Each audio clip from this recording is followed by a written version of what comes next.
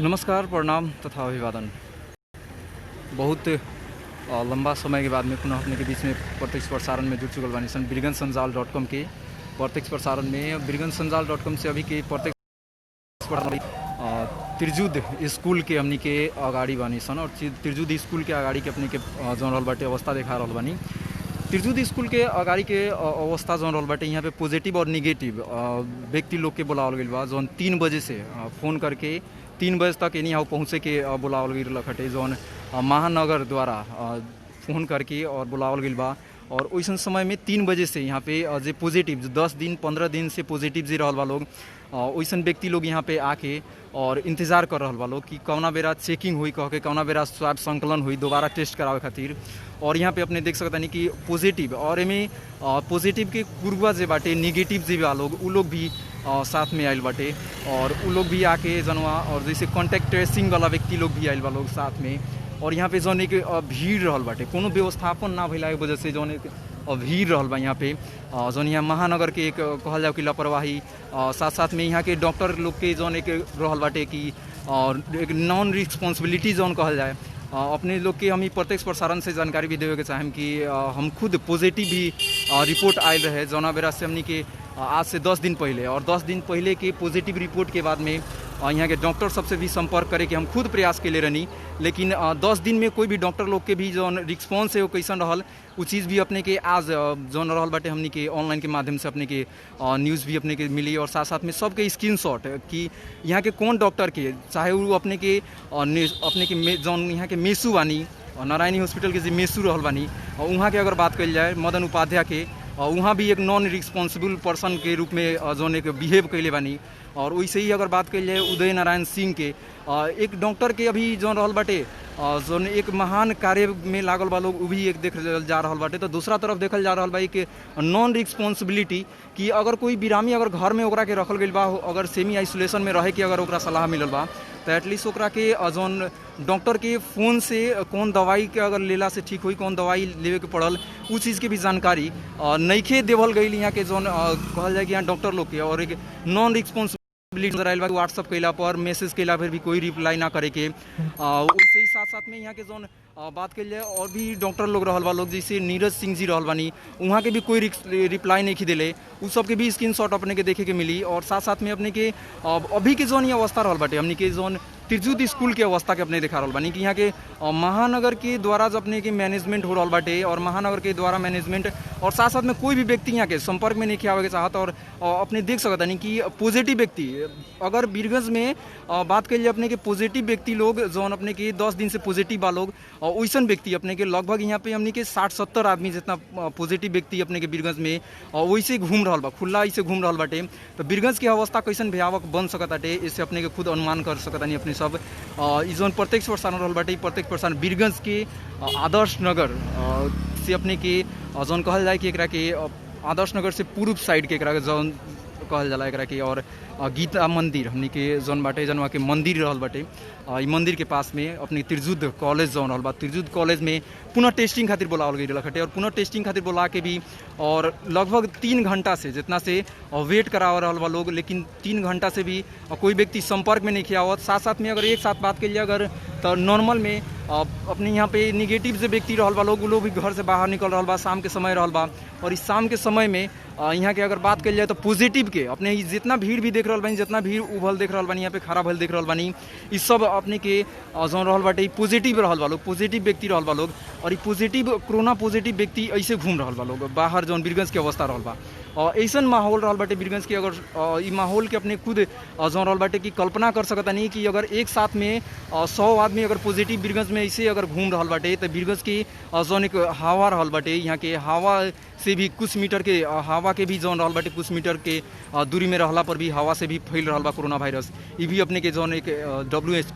WHO के अपने के जौन एक रिसर्च द्वारा प्रकाशित भइल बा। और वैसन अवस्था में वीरगंज की अगर बात कल जाए तो वीरगंज के माहौल कितना भयावक बने वाला बा। अभी के जौन अवस्था रहल बा भयावक, ओकरा साथ साथ में अभी और कितना भयावक अवस्था बने वाला बा, इस चीज़ के भी हमनी के अनुमान कर सकता सन कि वीरगंज के अभी के देख सकता नहीं अपने जितना व्यक्ति लोग रहल बा लोग, पॉजिटिव व्यक्ति अपने के बाहर ऐसे घूम रहा बा लोग। और ओकरा कोई भी व्यवस्थापन खातिर यहाँ के महानगर साथ साथ में यहाँ के पुलिस प्रशासन भी रहल बटे, तो पुलिस प्रशासन से भी कोई व्यवस्थापन नहीं के। और कोई भी संबंधित व्यक्ति यहाँ पे संपर्क में आवे के नहीं के मानत। कोई भी यहाँ के व्यक्ति जो महानगर के व्यक्ति रहल बा लोग वो भी संपर्क में आवे के नहीं के मानत लोग यहाँ के महानगर से जायल बा लोग यहाँ पे व्यवस्थापन खातिर। और साथ साथ में कोई भी एक व्यवस्थापन भी नहीं के। अगर कहल जाए कि एकरा कुछ तरीका से देखल जाए कि कुछ जौन हमनी के आगे के भइल घटे कुछ देर पहले के घटना अपने के बताएं कि लिस्ट आ रहल बाटे, जौन लिस्ट आ रहल बा लिस्ट के हिसाब से जौन पुर्जी बन जा रहल बा। अपने देख सकता नहीं कि जौन लिस्ट जा रहल बा उ लिस्ट के हिसाब से पुर्जी बन के और ओकर अपने कहल जाए कि भेटीएम जौन किट रहल बा उ किट भी आ जाता, लेकिन वो आदमी नहीं खे यहाँ पे। और कहल जाए कि ये में कुछ हद तक अपन आदमी के जौन कहल जाए प्राथमिकता ज़्यादा करके मिल रहा बा। और कुछ अपने देख सकते हैं यहाँ पे जौन महानगर पालिका के व्यक्ति लोग भी रहल बा लोग, और महानगर पालिका के व्यक्ति लोग जौन हाथ में किट भी अपने देख रहल बानी। महानगर पालिका के यहाँ के व्यक्ति ही रहल बानी और जौन हाथ में किट देख रहल बानी, व्यक्ति नहीं खे फिर भी उ लोग के किट पर नाम लिख के लिया के रखे के जौन एक रहल बाटे। और साथ साथ में कोई भी व्यवस्थापन जौन नहीं खे अपने देख सकता नहीं यहाँ के जौन भीड़ के देख सकता नहीं अपने कैसे भीड़ बढ़ रहा बा। और कोई भी व्यवस्थापन यहाँ पे जौन रहल बाटे महानगर के व्यवस्थापन नहीं खे। और साथ साथ में एक जना व्यक्ति के जिसे बाटे कि लिख के ले जाता लोग, एक जना के ले आवता लोग, वैसे अगर कर रहा बा लोग लगभग 3 घंटा से इंतजार करेला के बाद में अभी के अवस्था जौन रहल बाटे यहाँ के। और ऐसा अवस्था अगर वीरगंज में रहल बा, अपने भी घर में रहल बानी, बाहर अगर निकले के सोच रहल बानी कि शाम के समय बा, तो अपने के ई चीज़ के जौन अवस्था रहल बा वीरगंज के अवस्था वो माहौल अपने के देखावे के चाहें कि सब पॉजिटिव केस जौन रहल बा, सब जितना व्यक्ति अपने देख रहा बानी सब पॉजिटिव बाटे व्यक्ति लोग के। और ये पॉजिटिव व्यक्ति लोग के जौन अपने के जौन संख्या देख रहा बानी ये व्यक्ति लोग के कोई व्यवस्थापन नहीं है। साथ साथ में यहाँ के निगेटिव व्यक्ति लोग भी एक यही रास्ता से देख सकता नहीं अपने ये रास्ता रहल बाटे, जौन रास्ता के भी कोई रोक नहीं के लगावल गई। जैसे पहले के अवस्था होते रहल कि एक जगह पे कोई पॉजिटिव निकली तो रास्ता के जौन रहल बाटे रोक लगा के या पुलिस प्रशासन खटा के और जितना पॉजिटिव के रहत लखटे ओकरा कॉन्टैक्ट ट्रेसिंग कल जाता। तो यहाँ पे कॉन्टैक्ट ट्रेसिंग के तो दूर के बात रहल बा, लेकिन अब कहल जाए कि पॉजिटिव व्यक्ति लोग की भी कोई व्यवस्थापन के अवस्था यहाँ पे नहीं के देखल जात वीरगंज में। और अभी के जौन वीरगंज के भयावक अवस्था जौन रहल बाटे, हर एक दिन एगो व्यक्ति के मृत्यु हो रहल बाटे। आज भी एगो व्यक्ति के मृत्यु भेल खा और वैसे ही हमनी के हर एक दिन जौन एक व्यक्ति के मृत्यु होते जा रहल बा। वैसे ही अगर बात कल जाए तो ऐसा अगर अवस्था रहल तो और भी वीरगंज की अवस्था कितना भयावक बन सकता, इस चीज़ अपने देख सकता नहीं। प्रत्यक्ष प्रसारण से हमनी के वीरगंज के अभी के अवस्था हमनी के दिखा रहा बानी सन। और यहाँ के पॉजिटिव व्यक्ति लोग जो आयल बा लोग उ लोग से भी हमनी के जुड़े के हमनी के प्रयास करें सन कि उ लोग के कितना देर से जना वेट कर रहा बा लोग और लगभग कितना देर से कर रहा बा लोग। हमनी के साथ में एगो व्यक्ति बानी वहाँ से हमनी के जोड़े के हमनी के प्रयास करें सन यहाँ पे जो व्यक्ति लोग रहल बा लोग कि यहाँ के अवस्था का रहल बा। अपने कितना देर से बानी है जनवा? 2 घंटा से बानी। और कई बजे फ़ोन करके बुलावल गई रख अपने? कई बजे फ़ोन करके बुलैले रख लोग? 3 बजे बुलैले रख लोग। अपने 5 बजे तक ले वेटे कैले बने। और अभी के तरह बाटे नाम लिखाइल बा कि ना अपने के? अभी नहीं के लिखाइल। और पूरा लिस्ट देखनी है, लिस्ट गई रख भेटियम ओकरा खातिर भी आई रख वो व्यक्ति लोग ना रख लोग।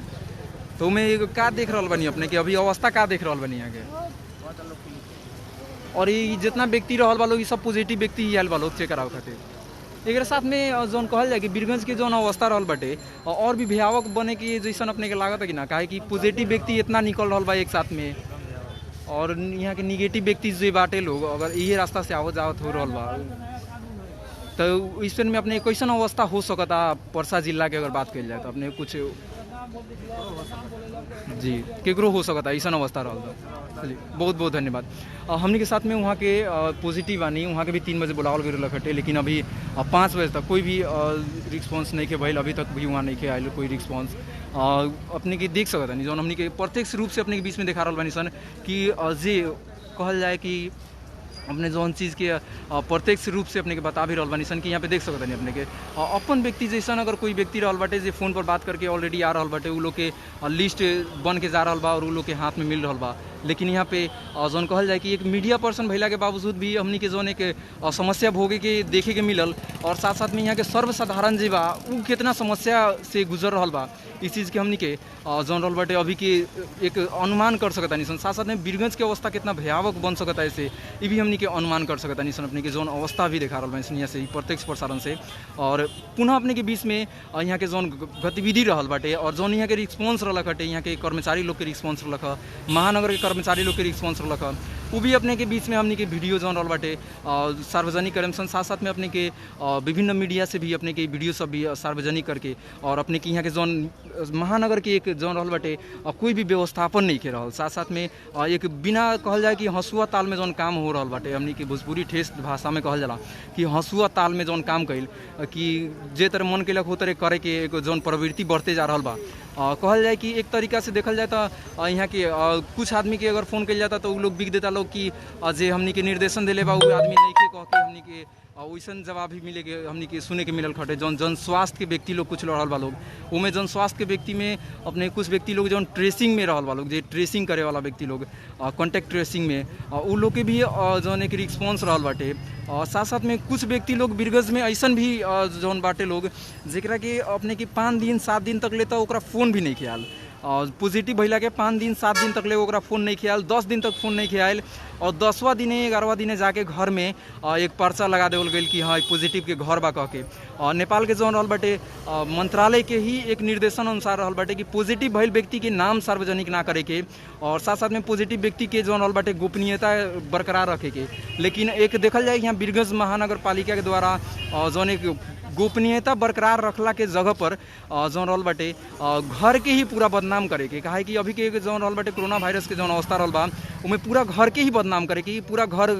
कोरोना पॉजिटिव के ही रहल बा कह के एक पर्चा लगावे के भी प्रवृत्ति रहल जौन अपने के देखे के मिलल, और अभी भी वैसने अवस्था रहल बाटे बीरगंज के अगर बात कल जाए तो। और एकरा के जौन रहल बाटे सामान्य बनावे खातिर व्यवस्थापन करे खातिर कोई भी व्यवस्था भी नहीं देखल जात। साथ साथ में अपने के एगो सामाजिक दूरी जौन कहल जा रहल बाटे उ चीज़ के भी जन कोई भी अपने के जौन रहल बाटे व्यवस्थापन नहीं के देखल जात। ये भी अपने के प्रत्यक्ष प्रसारण से हमने के देखावे के प्रयास करल बानी सन, और बीरगंज के अवस्था और कितना भयावह होखे वाला बा कह के ये अपने अनुमान कर सकतानी। और साथ साथ में इस संबंधित निकाय तक हमने के यहाँ के अवस्था जौन रहल बाटे और पहुँचावे के हमने के प्रत्यक्ष प्रसारण से प्रयास रहलक है कि संबंधित निकाय तक पहुँचो, और संबंधित निकाय एकरा पर गहन विचार करो कि हमने के बीरगंज के जौन अवस्था दिन प्रतिदिन के जौन भयावह बनते जा रहल बाटे काहे बन रहल बाटे, एकरा पीछे के जौन राज का रहल बाटे। काहे कि अभी के समय में देखल जाए तो पत्रकार लोग के भी कोरोना पॉजिटिव आयल, जिसमें हम भी पढ़नी, लेकिन कहल जाए कि ई पॉजिटिव आवे के क्रम में अगर बात कल जाए कि जौन पत्रकार के बाहर ना निकले की अवस्था हो गई, साथ साथ में व्यक्ति लोग घर में रहल बा, और महानगर के अगर बात कल जाए तो अपना मन के जौन मनमानी करे के एगो जौन प्रवृत्ति बढ़ते गई, और बोले वाला कोई भी बोले वाला व्यक्ति भी जौन कहल जाए कि कुछ सांसद लोग के भी भइल, जिसमें हमनी के माननीय प्रदीप यादव जी भी पढ़नी, वैसे हमनी के यहाँ के महानगर के जौन मेयर बानी वहाँ के भी हो भैला के बाद में यहाँ के राजनीतिक दल भी जौन कहल जाए कि चुप होके के अवस्था में पहुँच गए, और राजनीतिक दल जौन चुप होके के अवस्था में पहुँच गए जौना कारण से अभी की अगर बात कल जाए तो व्यवस्थापन दिन प्रतिदिन और भी बिगड़ल जा रहा बाटे। बीरगंज के अगर व्यवस्थापन के बात कल जाए तो दिन प्रतिदिन बिगड़ल जा रहा बा। यहाँ के व्यापारी के अगर बात कल जाए तो व्यापारी मरे के कंडीशन में पहुँचल बा कि एगो बंदी झेलक, दूसर का बंदी फिर शुरू हो गई, और अभी के अवस्था में बंदी पर ही बंदी बढ़ते जा रहा बाटे, और निषेधाज्ञा लागू हो रहा बाटे बीरगंज में। लेकिन निषेधाज्ञा लागू भैला के बावजूद भी जौन कहल जाए कि यहाँ के व्यवस्थापन करे के वैसन नहीं है, काहे कि जौन हमनी की निषेधाज्ञा जितर लागू भइल उतर व्यवस्थापन के अगर यहाँ के कंटिन्यू कल गई रही तो अभी तक जहाँ तक हमनी के परसा जिला कोरोना से हमनी के ग्रीन में रहनी सन जोन में, और ग्रीन जोन में ही हमनी के बरकरार हो सकत रहनी सन। लेकिन एक जौन लापरवाही यहाँ के जौन रहलू लापरवाही भी हमनी के बाहर ले आवे खातिर कोई भी व्यक्ति आगाड़ी नहीं के बढ़त, ओकरा के संबंधित व्यक्ति तक हमनी के पहुँचावे के प्रयास रही। और आज से अपने के बीच में हर एक जगह के जौन जगह पे भी ऐसन जौन एक कहल जाए कि यहाँ के प्रशासन निकाय के होको या फिर जौन भी जे व्यक्ति व्यवस्थापन मिला रहल बाटे, चाहे वो हॉस्पिटल से होखी या फिर अपने के क्वारंटाइन के होई या कहूँ के कोनो भी अवस्था के हुई, उस चीज़ के हमने के अब प्रत्यक्ष प्रसारण अपने के बीच में हमने के जोड़े के प्रयास करम सन। और सब अपने के अभी के जौन रहल बाटे खुलासा करे के बीरगंज के जौन रहल बाटे एक व्यवस्थापन बिगड़ते जौन जा रहल बा, दिन प्रतिदिन हर एक दिन एगो व्यक्ति के लाश जौन गिर रहा बा बीरगंज में, कुछ कोरोना पॉजिटिव से भी गिर रहा बा, तो कुछ हॉस्पिटल के लापरवाही से जौन कहल जा रहा बा। ई जौन हो अवस्था बनते जा रहा बा, एकरा के सुधार करे में कुछ हमनी के भी प्रयास जौन रहल बाटे अपने के बीच में हमनी के रही, और अपने लोग के भी प्रयास जौन रहल बाटे अपने लोग भी सपोर्ट जहाँ से होके सपोर्ट करके और संबंधित व्यक्ति तक पहुँचावे के प्रयास करी। ये अभी प्रत्यक्ष प्रसारण हमनी के साथ में जुड़ के बहुत हमनी के श्रोता लोग भी जुड़ के हमनी के साथ में कमेंट भी करके जुड़ल बा लोग, सबके धन्यवाद देते हुए अभी के प्रत्यक्ष प्रसारण यहीं पर हमनी के रोके चामसन। और पुनः अपने के बीच में यहाँ के जौन रहल बाटे गतिविधि के साथ साथ में यहाँ के जौन व्यक्ति लोग रहल बा, संबंधित व्यक्ति लोग के जौन जवाब रहल बा, वो भी अपने के बीच में हमनी के लेके अबे करम सन विभिन्न जौन मीडिया के माध्यम से। अभी खातिर अपने के बीच से हमनी के छुटे के चामसन। नमस्कार।